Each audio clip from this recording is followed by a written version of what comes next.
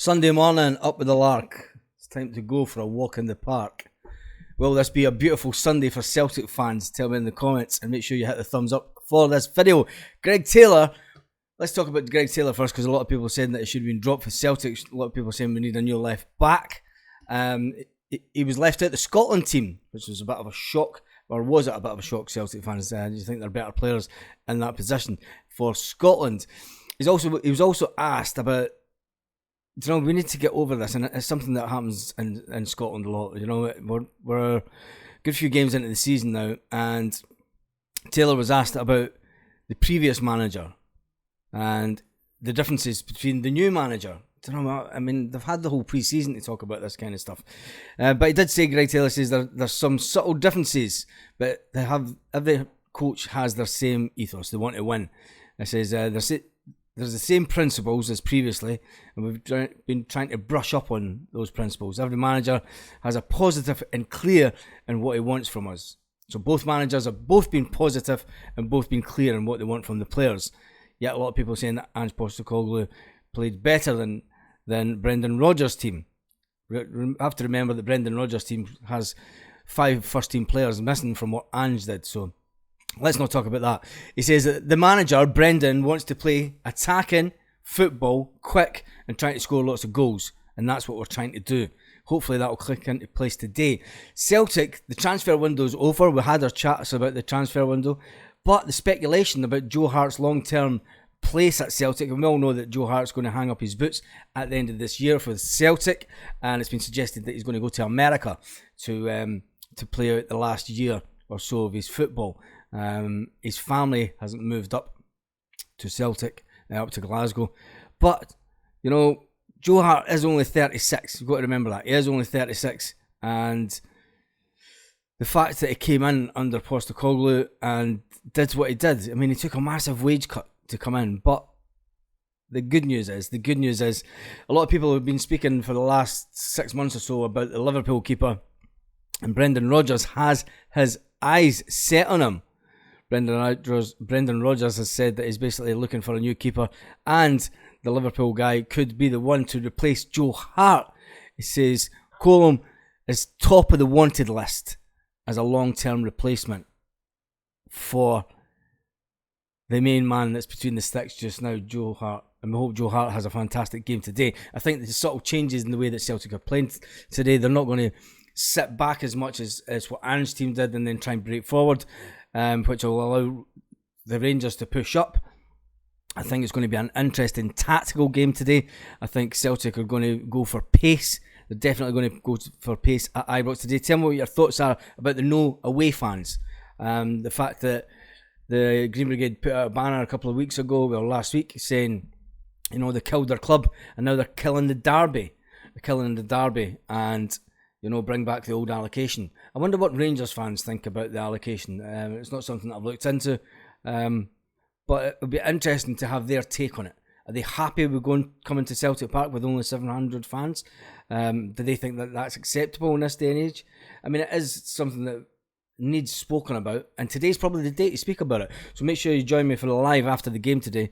It's probably going to be about half an hour after the game, or maybe 45 minutes after the game finishes today. We'll jump on and do a live, and we'll talk about the game today just to see if the Rangers-Celtic game has lived up to any expectations, or has it been a total farce ruined by VAR and penalty Rangers. We'll find out in just a few hours. Anyway, the 24-year-old Liverpool keeper, we need to get back to talk about him. He had hoped to leave during the summer window, but his exit didn't happen. It didn't happen. A lot of people were hoping that he would come to Celtic on loan. People were saying that he would jump to get to Celtic. The same report states that Celtic have asked about his availability and he would not be leaving. However, it states a move north of the border to become number 1 appeals to the Republic of Ireland international. I think if he's going to come up here and get a chance to play with Celtic and play in the Champions League on an ongoing basis, it'll be absolutely fantastic. The fact that Celtic have just raided Liverpool for a defender, a much needed short-term loan.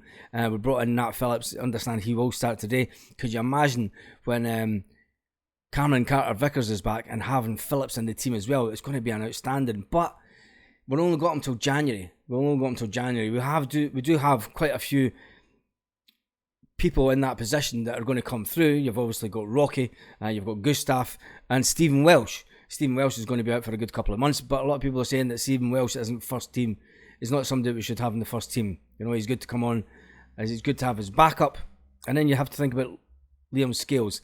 Is Liam Scales and Gustav going to be the two that we'll go with today at Ibrox? For me, if that was to happen, I'm probably a little bit worried about it. Although Liam Scales did score against the Sevco again with Aberdeen. I'd be cracking if he could manage that this afternoon again. So tell me your thoughts on the score. Tell me your thoughts on the fact that Celtic are still looking for a long-term replacement for Joe Hart. And it looks like the Liverpool keeper, the young Liverpool keeper, is the candidate that we want. Maybe explains why we didn't go out and spend 8 or 9 million on the Croatian keeper this year. Because Celtic are probably thinking, right, okay, we can get this guy next summer.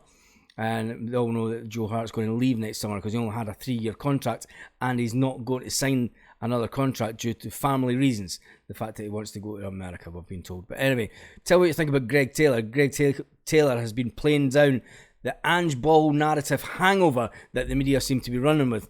And the fact that Dyson spoke about it, he spoke about the fact that he played Ange Ball for 4 years, 2 years in Japan and 2 years at Celtic. And he said that he feels that the change in the way he's been asked to play, the thing is any professional football player goes through at least 10 managers in their career, and the fact that he's finding it a bit difficult to change the way, I think that's a bit of a poor statement from him personally. I do think that Greg Taylor has said Celtic are not really suffering. He says, it's inevitable come down after 2 years of intoxicating football. He said, but something hasn't been quite right this season.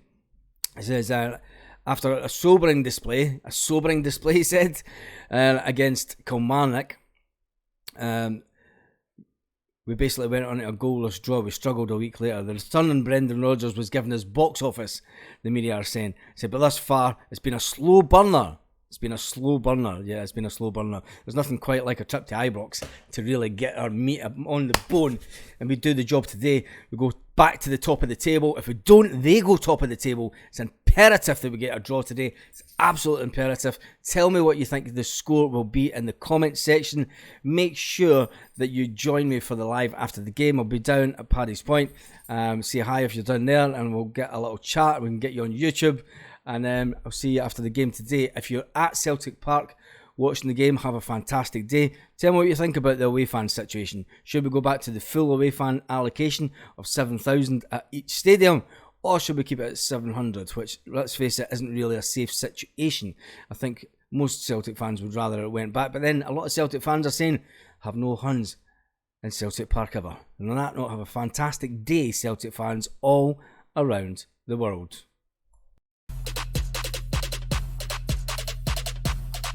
Lit. Roll up to the party, roll up to the party, roll up to the party, roll